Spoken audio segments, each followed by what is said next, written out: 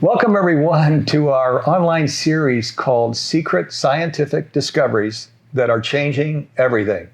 And we do mean everything. I'm here with Nassim Haramein. I'm Steve Farrell. And welcome to the program, Nassim. Great to be with you. Thank you. It's been quite the adventure. I'm so excited we did this series together. It's a wonderful thing, and with Greg Braden, and it was so good to be able to work all together. Yes, it was. Yes, our blood brother, Greg Braden. Really a privilege and pleasure to be working with both of you. And we are going to talk about research, scientific discoveries that really are changing everything. I'll even call it jaw-dropping discoveries. So let's push on, because there's a lot that we want to get to here during this program. So Nassim, you and Greg Braden have completed research from Mesoamerican sites that supports a new understanding of the field present in the structure of space and our relationship to it. Can you discuss this? Well, from ancient artifacts all around the world as well, but certainly from the ones that we're studying right now, there is definitely traditions all around the world that discuss that the material world, our reality, is actually a function of a field, and that field has very specific mechanics, very specific geometry, very specific functions, the way it works, the mechanics of it, that makes up not only our reality, like all the things around us, but that makes us as well, because it's making the atoms that make us and the cells and so on. And eventually the information moving through, producing the event of consciousness. So there's a lot of depth across many different scales there. And it's great to be able to do this with Greg in this series, because we complete different pieces of this puzzle, and when you get those pieces together, all of a sudden, you start to see the continuity between different sciences and different philosophies and different understandings, and you start to really understand the oneness of this whole new view, worldview, universal view that is being developed right now. Yeah, amazing. And the oneness, which of course humanities team, so even 18 years ago, awakening the world of oneness, when people looked at us cross-eyed, not so much today, but what's beautiful about this masterclass are so many things. The science, though, is the basis for all of this that Correct. We're going to be talking about. Because we're finally arriving in a place where science is starting to be able to identify the mechanics of that concept of oneness. It's one thing to say, it's all one. It's another thing to be able to demonstrate how that is the case and understand the mechanics of it, which is really important. Yes. So let's jump to something related here. Your research concludes that the universe appears to be a holographic structure in which each point contains the whole. Right. What are the implications in this?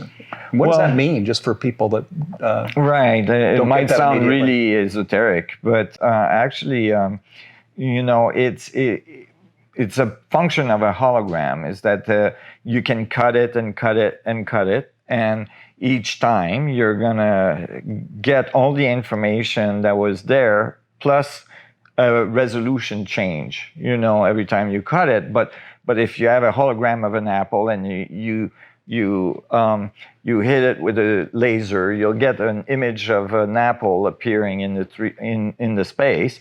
Well, if you cut that plate in half, you'll still get the apple, and if you cut it in a quarter, you can still get the apple, but it's going to get more and more fuzzy.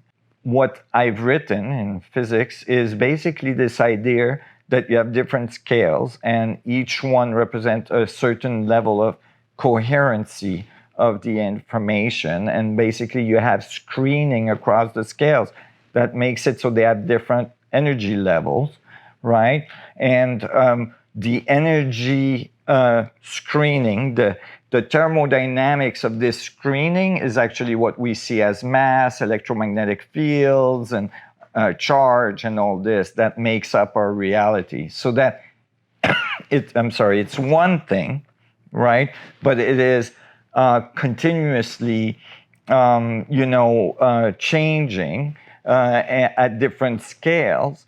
And so that all of a sudden you get a sense that the system is interacting in such a way that at any point you could have the information of the whole.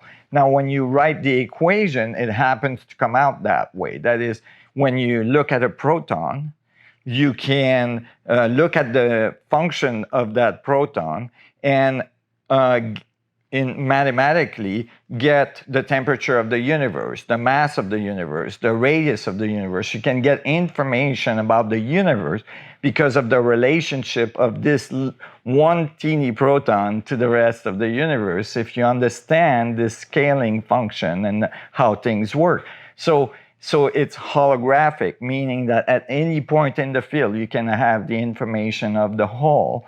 And it tells us that since we're made out of these protons, since we're made out of these atoms and that makes up the cells and so on, that in some ways we have a path to infinite amount of information, that we have a path to understanding the fundamental structure of the universe and so on, like that we can understand reality at its deepest level because clearly we're made of that same reality. And if we understand these mechanics, then we understand ourselves at a really deep level. So a lot of times people will share that a drop of the ocean actually has all of the ocean in the drop. Is this analogous to what we're talking about here now? Yeah, it's similar. It was in ancient philosophy and Buddhist thinking and many other different cultures. This idea of hologram, this idea of the small containing the big, and now we have a formalism that says, well, this is not just a nice thought. This is actually how things work, which is a big difference, meaning when it's a philosophy, it's wonderful, right? It's a wonderful thought. It's difficult to integrate. How am I the chair? How am I, the tree over there? But when you sit under the lens of the mechanics of physics and all of a sudden the math tells you how it's connected, how it's entangled, basically that you're part of this incredible network that connects all things, then it starts to make sense, right? It starts to make sense because everything is interdependent on everything else and everything is related to each other in its evolution and so on. So all of a sudden you start to feel, oh yes, this concept of oneness and this concept of the small contains the whole, starts to sink in to you, and you start to realize, well, yeah, I'm 100 trillion cell, 50 to 100 trillion cell, right?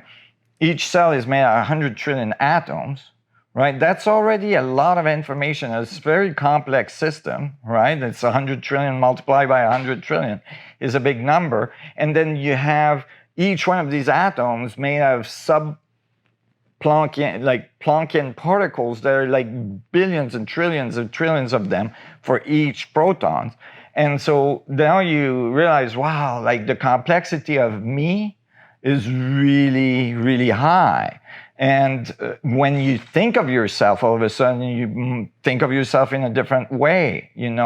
Maybe you don't think of yourself anymore as just one thing, but you think of yourself as a composition of an incredible amount of information and energy. And and this information moving through the scales produce thermodynamic effects. And that's why you burn at almost 100, Fahrenheit 24/7 for hopefully 100 years, right? And that is non-trivial. It's carnal engine. It's producing energy, and as you do things in the space, as you move, as you think, as you experience, as you feel emotions and all this, you're actually modifying, you're informing the space, you're informing the universe of your experience. And then the universe collective experiences feed you back more and more transformative experiences in which you adapt and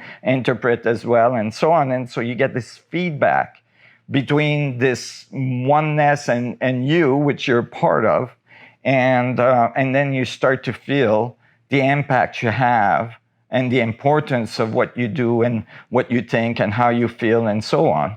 And now you get a sense of responsibility, and then that's a whole other story, you know.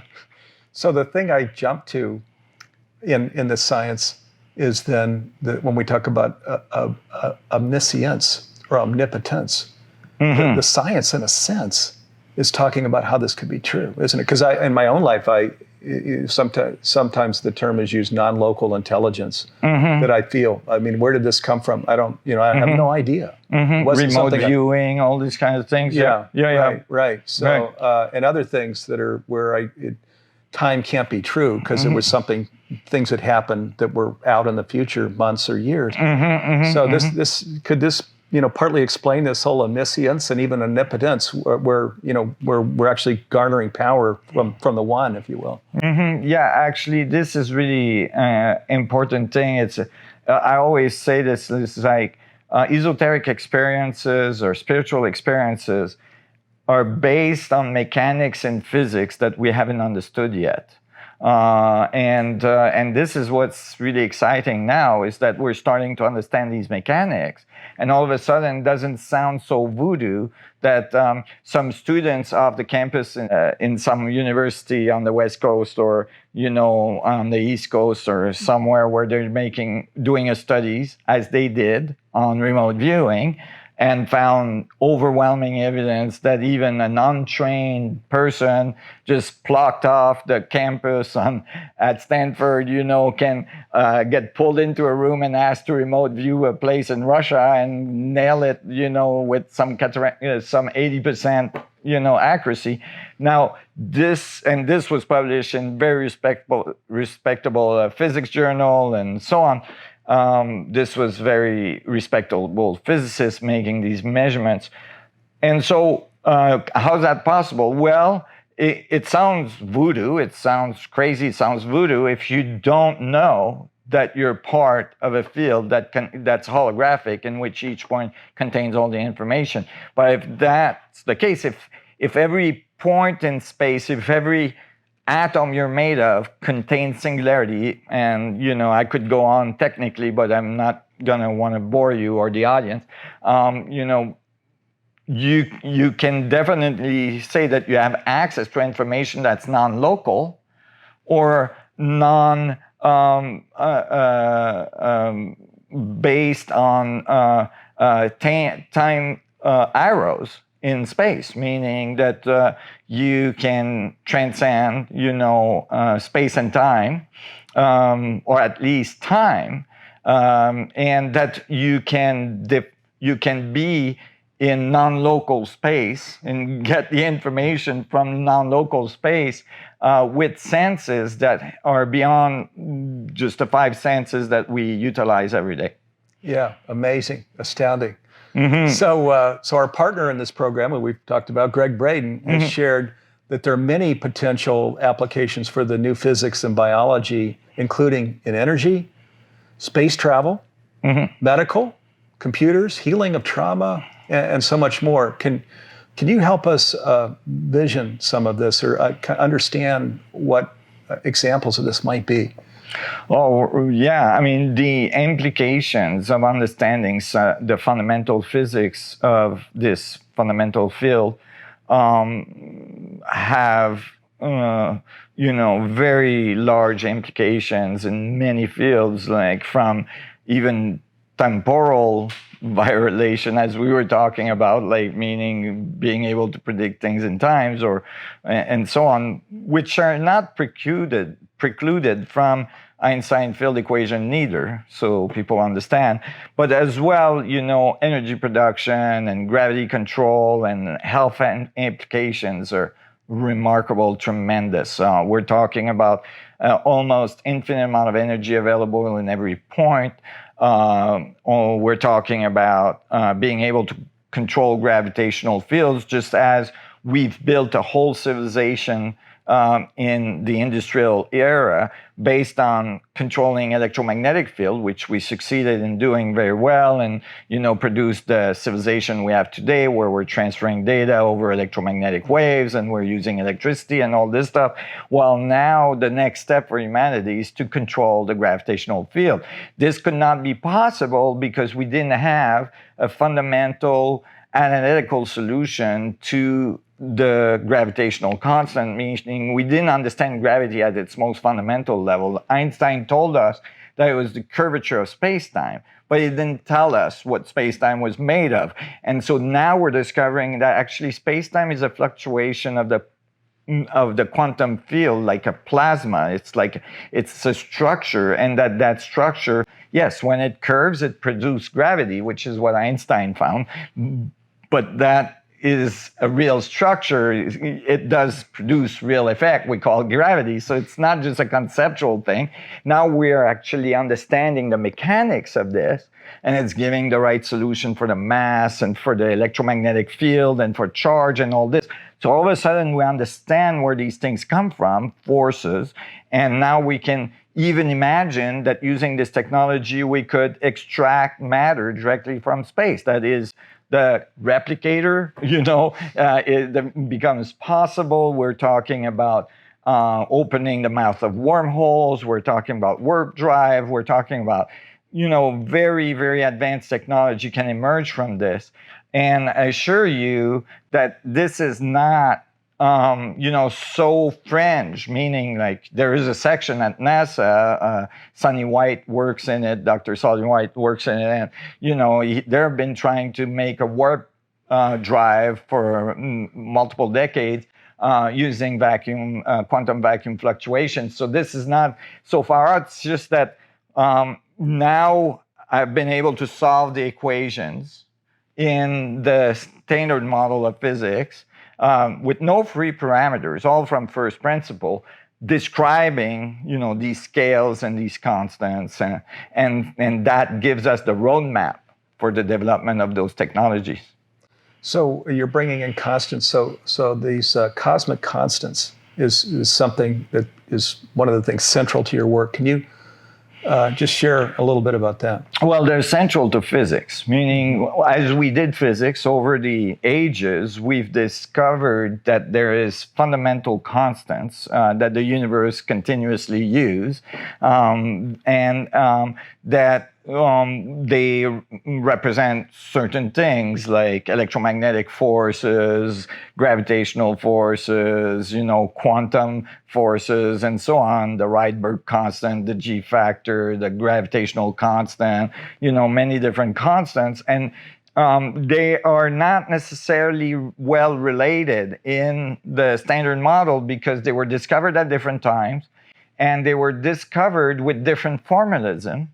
And so they were never kind of like necessarily all connected, right? So like cosmological fundamental constants stayed cosmological, and quantum constants stayed quantum, and they didn't really talk to each other well, and so on. And so, and the same with the forces. And so what this does is that it unifies them all. And all of a sudden, from the same principle, the same first principle, you can output all of the constants in physics, all of the scales, and all of the forces. And in some cases, multiple of these constants are measured with 13-digit accuracy, right? So, 13 significant values after the period. And this theory nails them all, which is remarkable. If a theory in physics nails one of them, it's considered, an amazing achievement, and it's a theory that's taken very seriously from that moment on. In this case, it nails them all with very, very high level of accuracy, and it scales across the scale. So, all of a sudden, you get a full picture of, and as I was saying earlier with Greg, it's like a roadmap. It's like the user's guide to the universe. And when you have the user's guide, it's much easier to navigate. This is the case. I don't know if you're like me, but when I receive stuff, typically I try to put it together, and then eventually I revert back to the instruction. This is the case that like we tried to put it together, and now finally we get the instructions, and it gets much easier. Well, now, didn't Einstein go to his grave searching for his cosmic constant thing? Searching for unification. Yeah, actually, right. He was writing physics the day he died, trying to solve this. Right. Yeah, so yeah, absolutely, and I firmly believe that if Einstein had the tools we have today, he would have solved it a long time ago. But he didn't have the benefits of all the experiments that have been done since then, and all the observation that was done in cosmology and all this.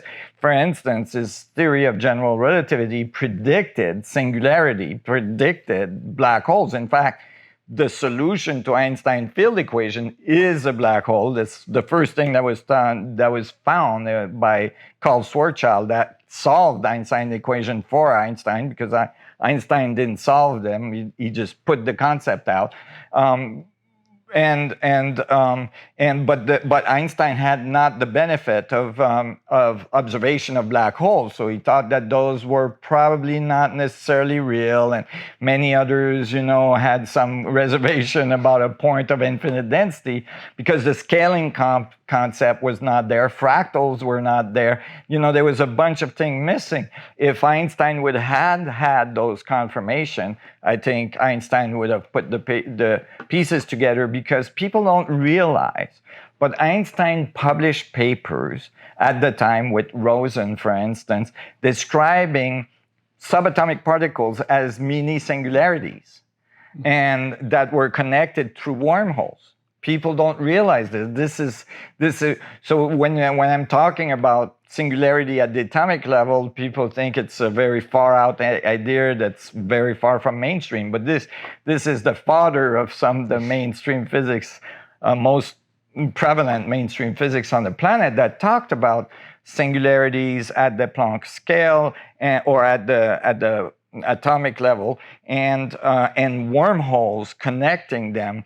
The Einstein-Rosen bridges, which eventually became, very well documented in terms of physics, and certainly black holes did as well. So, it's kind of like all the pieces were there. I just put them together in the right order, just because they were discovered in kind of like historical order, which was not necessarily obvious to reconnect everything. Yeah, well, I would say a lot of humility there, and saying, well, if Einstein had the tools I had, and whatever. I mean, astounding, truly jaw-dropping. Yeah. So I'm gonna now segue to something. It could have been other physicists other than Einstein as well. There was plenty. Paul Dirac, many others, Max Planck, others. Bohr, and so on. They were remarkable people, and they did what they could with what they had at the time.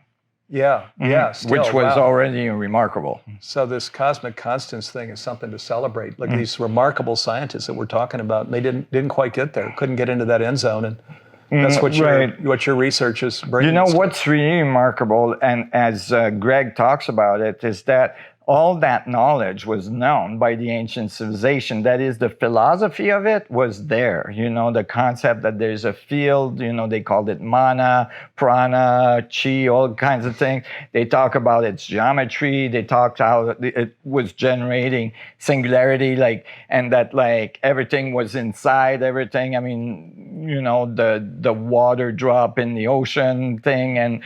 And so all the concepts were there. We discovered the physics in patches, right? And now, the concepts, the philosophy, the understanding, and the physics are coming together, and you go, oh, okay, no, it's not just a concept, it's really the way things work. And actually, when you write the math that way, it actually works, right? It comes out and it's beautiful. And unlike some of the standard model, equations, it doesn't require free parameters, which in quantum theory there's 21, which doesn't make it wrong. It just means that, there was patchwork that had to be done because some of the pieces were missing. Now the pieces come in and it's like a lotus that opens and it's okay, that pedal relates to this pedal because they're all connected to the same thing. Yeah, truly scientific discoveries that really are changing everything. Oh my God. I mean, as we review these things, I think anybody, on a layman level, and I'm a layman myself, I'm not a scientist, but you just look at these things, understand these things that you're talking about, and it's extraordinary. I'm going to segue over to something else that's extraordinary. So Greg Baden, who's our partner in this program, he shared in conversation of evidence that human progress and evolution have been directly affected by extraterrestrial intervention. And this is truly spectacular. So what do you want to just share a little bit about that and the implications of what does that mean? Right. Well, in light of all the recent disclosures of the Pentagon about modern encounters, with objects flying in our airspace that are not behaving as we would expect from conventional physics and from conventional technology, there is, the beautiful thing about Greg and I and many others is that we have a thirst for truth. And that's true as well for many scientists, even like in the mainstream and so on. They might have more constraints because they're inside the institutions and so on. But, the search for the truth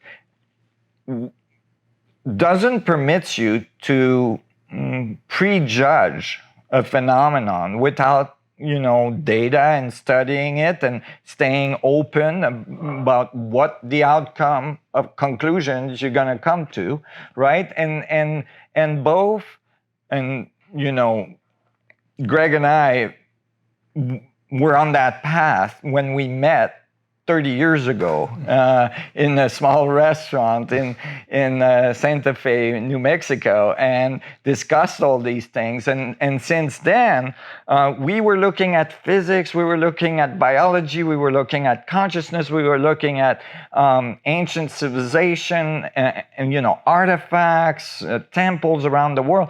And we did independent studies in many different ways, and as well some collaborations and so on. And we came to similar conclusions, as did many other researchers that did the work. And that didn't discard these things offhand because it was not necessarily acceptable and so on. And that was the opportunity we had from not being inside, institutions where we had to worry about what our colleagues and, peers would say. And so we just went for the truth. And what we found is that there's a lot of evidence that there was early contact in our civilization on our planet that may even predate modern history and even goes beyond this latest cycle since the last ice age and so on. And if it was one piece, Steve, if it was one temple in the world or one thing over here or maybe a few things around the world, it'd be one thing, right?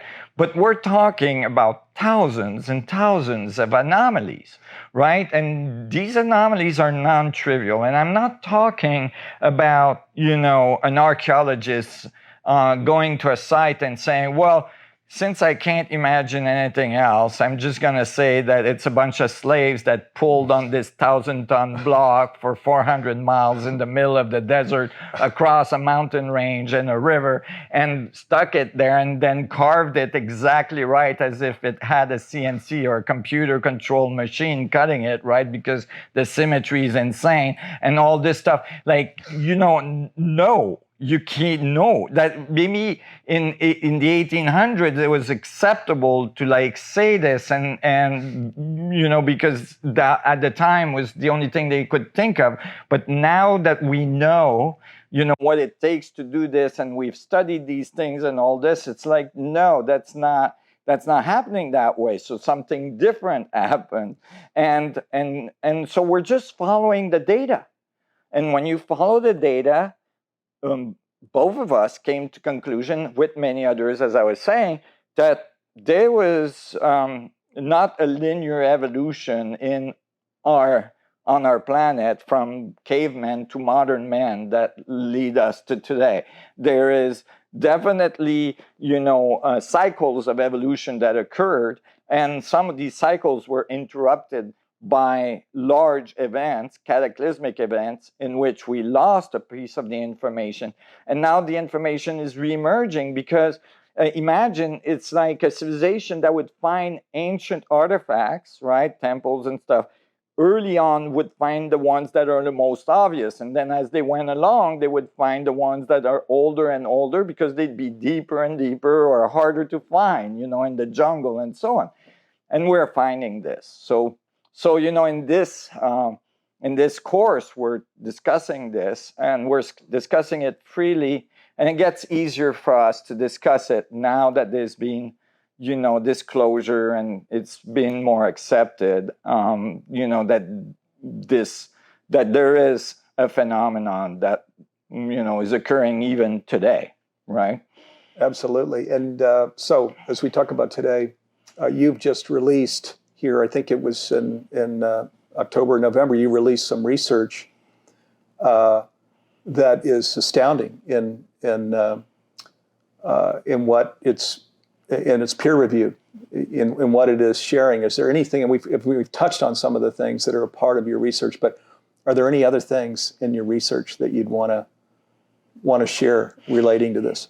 Yeah, there's clearly there's more work to be done theoretically and in terms of technological development, but clearly as well, it is solid enough what we've published to engender a whole new direction in the exploration of physics, which has been in a slump. This called the crisis in physics, where there's not been much innovation and in a long time, and discoveries are occurring in observation, for instance, in cosmology and in the quantum world, that's requiring that a new set of understanding emerge. And I think this is really a first step into stepping into that new paradigm, stepping into that new view, that new worldview of reality that has to do with a much deeper understanding of the world around us, but as well of us, and biology, which, people don't realize that current physical theory, physics, does not include living things. It doesn't include you and I, right? It's just the material world. Because there's nothing in those theoretical models that allows for atoms to all of a sudden get together, 100 trillion of them, and make a cell. Just one cell is too complex. Under random function, it would take too long, since the beginning of the Big Bang would not be long enough. It would need billions and billions and billions of years more in order for even the probability, which is very slight, that all these atoms would make a cell, and then that cell might by chance be made, and then boof, there was a little lava that flowed over it and killed it. Now it would take another, billions and billions of years before it got the chance to do it again. This is not possible, right? So in physical theory, there's no equation, there's no understanding how biology can emerge. In these new equation, all of a sudden, coherent behaviors are expected from the theory, from the math. You expect that things would start to self-organize. You expect that they would eventually make biological structures and that they would, evolve to certain levels of complexity. And you even expect from these theory that eventually there would be enough information flow through the system, enough feedback through the system that the system that it built itself on, the feedback that built the system, would have a feedback of consciousness, that is, it would become self-aware. And so you can not only account for the material world and the biology, but you can as well account to, or start to account, to what consciousness actually is, and what is the energy level of consciousness. And when you do that, you realize that actually that piece is the flow of creation. That is the fundamental, energy that runs the whole thing. Basically, the universe is learning about itself, and you're the one doing the learning for it. Amazing. So why are scientists and the media not shouting from rooftops about these this research? Is this like Galileo's time, where he brings forward the truth, and everybody says, this is very inconvenient, Galileo. Right. Is the same thing repeating itself here? Well, there's resistance to changes. It's normal, when you have a whole institution that has been thinking in a certain way, and training has been done in a certain way, and all this. It's normal that it takes time to change these fundamental thoughts. So, and you may say, well, you've been at it for 30 years, how long more is it going to take? Well, we're filming this before the release of the paper. So, I'm going to say that, like, we're really, really close now, because the mainstream scientific institutions are changing very rapidly. And partly as a result of what happened in the last 2 years, or a year and a half with COVID and everything, it has broken things up, enough that people are really considering what's important, and what do I really want to contribute to this planet. And maybe it's not all about, getting the biggest house and getting the nicest cars and all this, but I want to contribute. I really want to look for the truth. And many scientists are already naturally like that. That's why they became scientists. It's just that the institution is starting to open up a little more. And I think there's an opportunity there. And I think it's still gonna be a path to get there. But I think the path is very, very short now. And this new views will, eventually become the standard views. Yeah, I'd call that a pretty humble response too. Well, so, thanks for your humility here, Nassim. Well, you can consider, for instance, that in 2012, one of my papers, the holographic mass solution paper, predicted the radius of the proton to be 4% smaller than what the standard model was predicting at the time and what they were measuring. And unbeknown to me at the time, they were doing experiments in accelerators in Switzerland to try to measure the radius of the proton more precisely.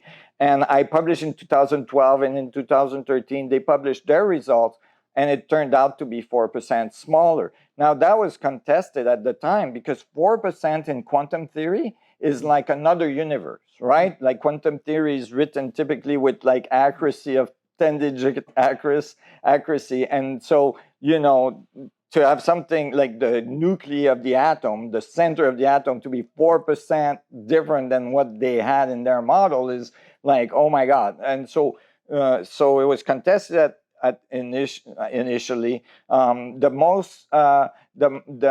biggest complaint is that the measurement was done with muons, which are heavy electrons. So they were saying maybe it's flexing the surface of the proton a little bit when it's colliding with them, and that's why we're not getting the right value, and so on. And eventually they were able to reproduce the experiment with electrons, and as they did, they did measurements that were more accurate than before, and they got the same value again. And in 2018, CODATA, which is the standard for all values in physics, adopted the new radius, the radius I predicted, for the radius, the proton. So those kind of things are things that makes a theory, that confirms a theory at the, experimentally, and in such a way that that theory eventually becomes the mainstream. So, in comparison, string theory in many decades of investigation and billions of dollars of investment has not been able to do one prediction or produce anything that can be built in a laboratory to confirm. So, these things are important, and these things are the things that eventually makes the standard, views accept, alternative views, and transcend the old model. Yeah, like you said in the beginning, boy, it's time for out with the old and in with the new, huh?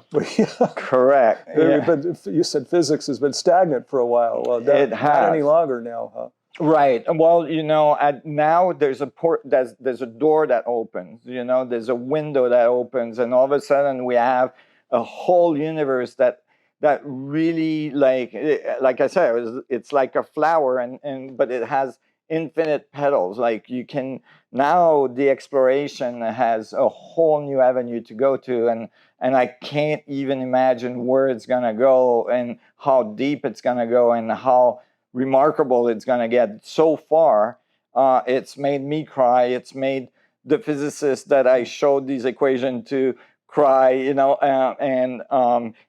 they were tears of joy. And I think that it has a really deep impact on our consciousness as well, because we recognize ourselves in this understanding. We recognize our true nature.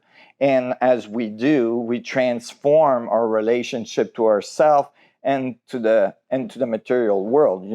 Like some people talk about loving themselves, and I was talking with Greg about that. Is that, well, in order to love yourself, you have to know what you are.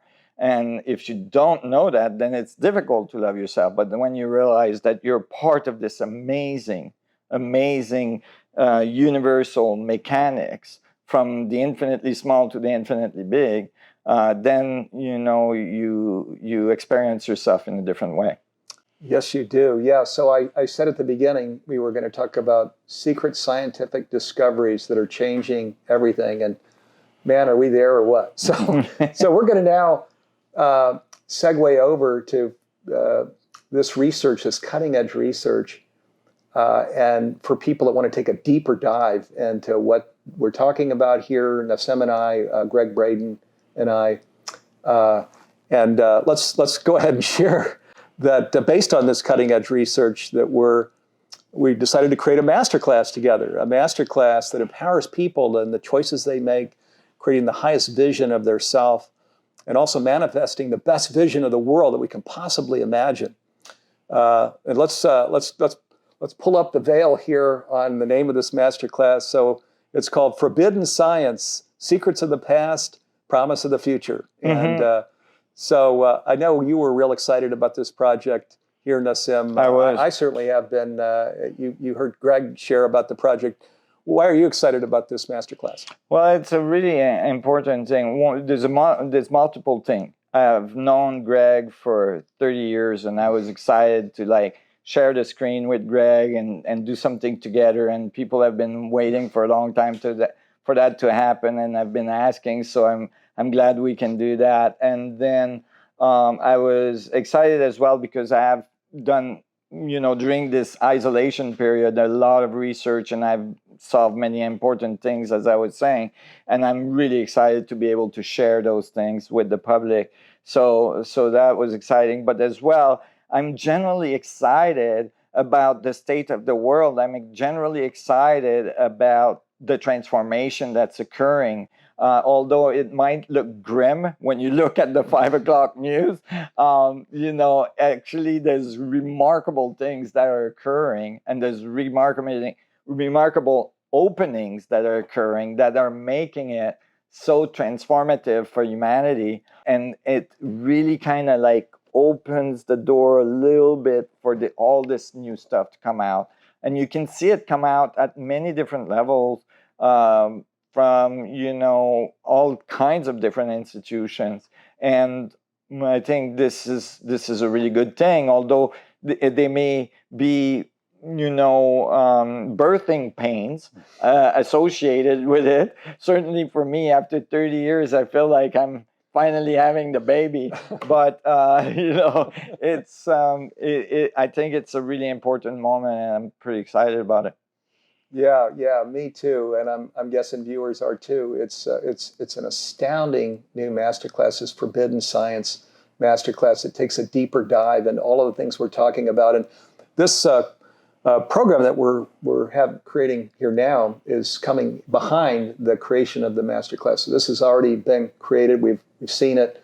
It's astounding. It's jaw dropping. Truly. So well, I think as well, that it's really a first step for people to really kind of integrate.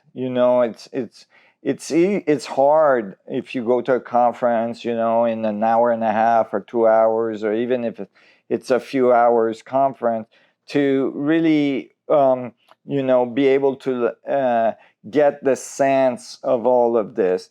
And here we deliver it in little bites that are, fairly easy to absorb, so that you can actually listen to a bite and then contemplate, and think about it and make notes and discuss it with your friend and discuss it with your family and so on, with your kids even, and then get another bite and so on. And then if you have to go back, what was that he said, and then you can go back and so on. That's really, really useful. And I think it's at the end of the day, I'm convinced that if you integrate even just a few of the bites that are available from Greg or from what I've done, your life will be changed fundamentally. And that's really exciting to see. Yes, agree with that. Mm-hmm. So, and there are 16 modules in this masterclass, this Forbidden Science masterclass. There are 4 live mentoring programs, bonuses, a lot of stuff here that we'll talk about. But let me take this opportunity to share, to be sure to really come to the program page, read it carefully, so you can get a sense for all of what this masterclass includes. Because if you register in the next 24 hours, you're going to be invited to a program where we kick off this new masterclass. Greg Braden and I are going to come on live and talk with you about that program, all of those that register in the next 24 hours. So be sure to check out the program page. Nassim, do you want to just briefly talk about your modules, just kind of overviewing the modules that you created for this masterclass? Right. The things that you go into. Okay, well, some of the things I go into is, first of all, the ancient, concepts of cosmology that were present, and of the basis of reality that was present in earlier civilization, and then the relationship between them, and then really a brief history of modern physics, in which those concepts in some cases were eliminated. For instance, mana and chi becoming, the ether, and then the ether being removed from modern physics, and so on. And so, in the first few episodes, I lay this down so that we understand that was maybe one of the biggest problem that occurred in earlier physics. The rest was really good, but it kept on changing names. For instance, it went from ether to what we discover now is space-time, right? So, and it was brought into very complex,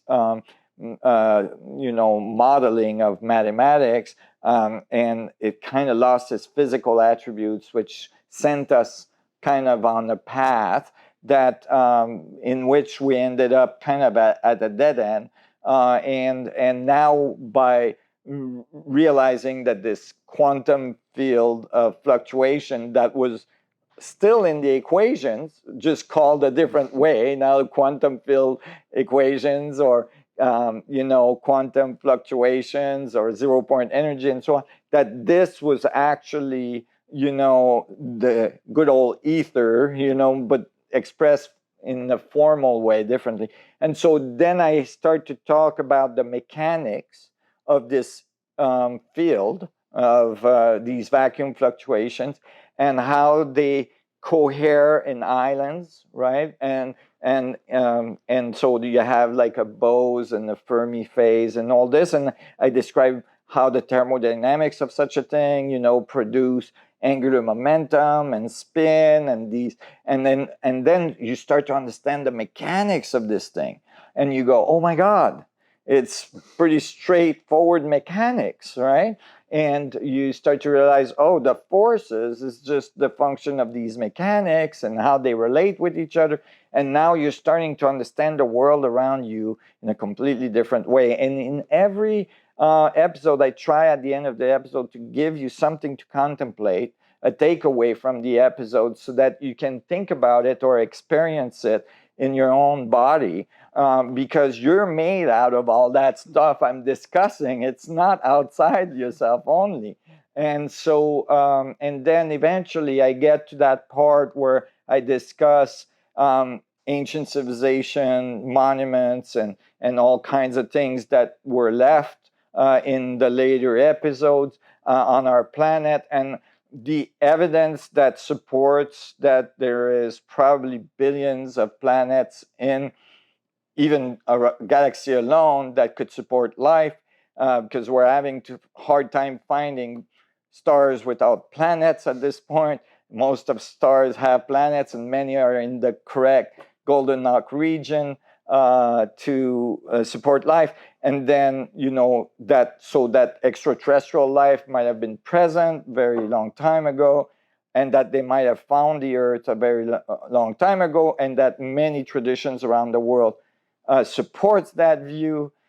Even, and Greg did a great job about talking about that. I don't go into it as much, but even that the human genome and was engineered in such a way to produce the Homo sapiens sapien and so on, and how that is actually inside traditions that we find around the world.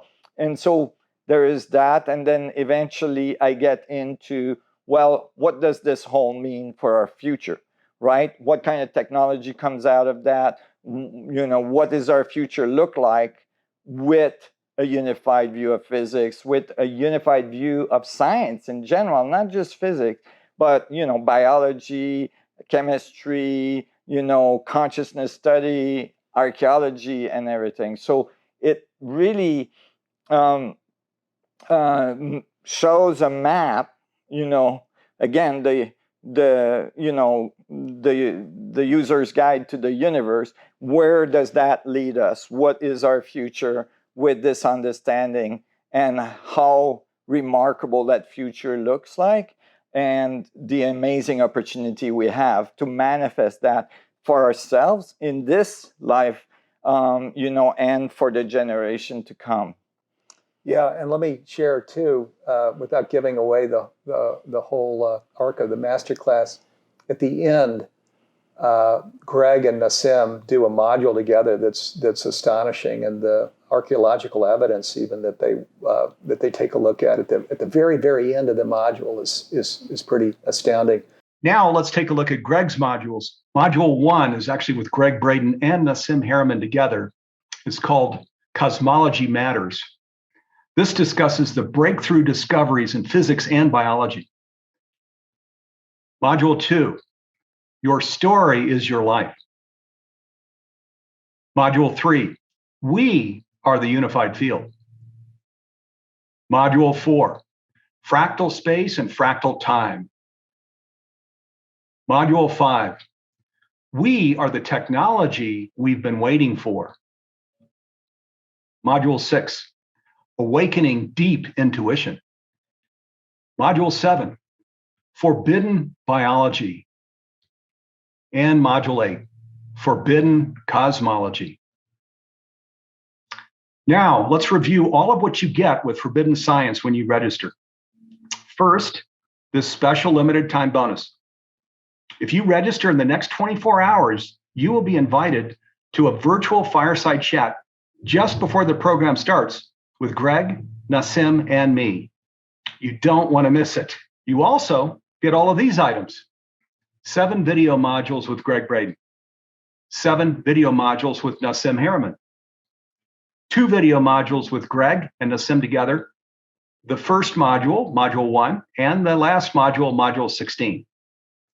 For the English version, 16 MP3 audios of the video modules. Also for the English version, 4 group mentoring sessions, 2 with Greg and 2 with Nassim. And exclusive membership in our private Facebook community and Conscious Social Network. And as you can see, you get a nice discount on this program during our campaign. When you buy Forbidden Science as part of Humanity Stream Plus, you unlock hundreds of other programs that come with it. This is actually only a small sampling. And with Humanity Stream Plus, you gain access to all of these other things as well.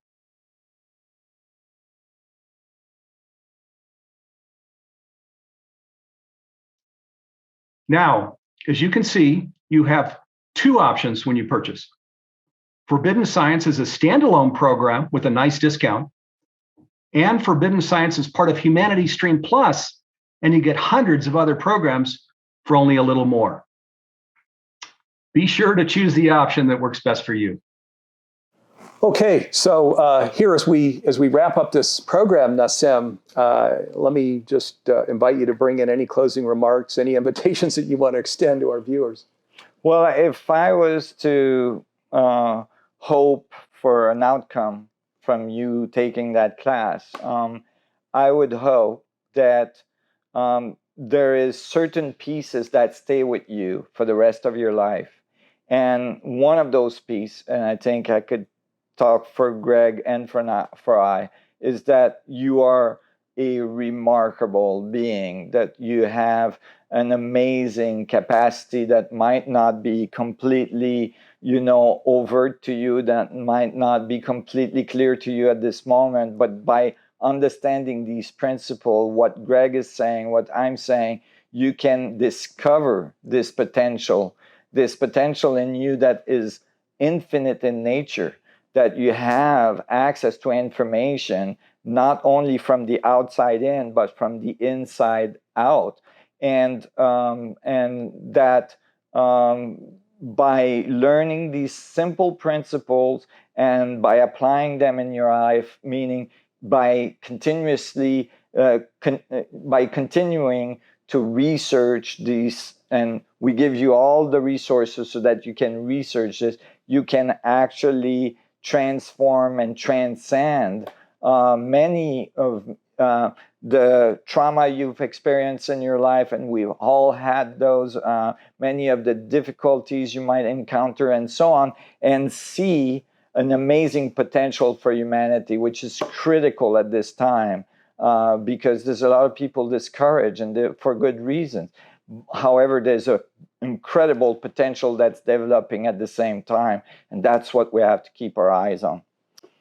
Yes, we do, and that'll be the last word. And let me share, I'm going to be coming back to you live here in just a moment. So hang around. Any questions or comments that you have, I'm going to get to those. And I also want to share, just on behalf of Nassim Haramein, Greg Braden, and myself, we look forward to being with all of you that decide to go through this new Forbidden Science Masterclass. Really looking forward to it getting started here just around the corner. Thank you for joining us here today, and we look forward to being with you real soon.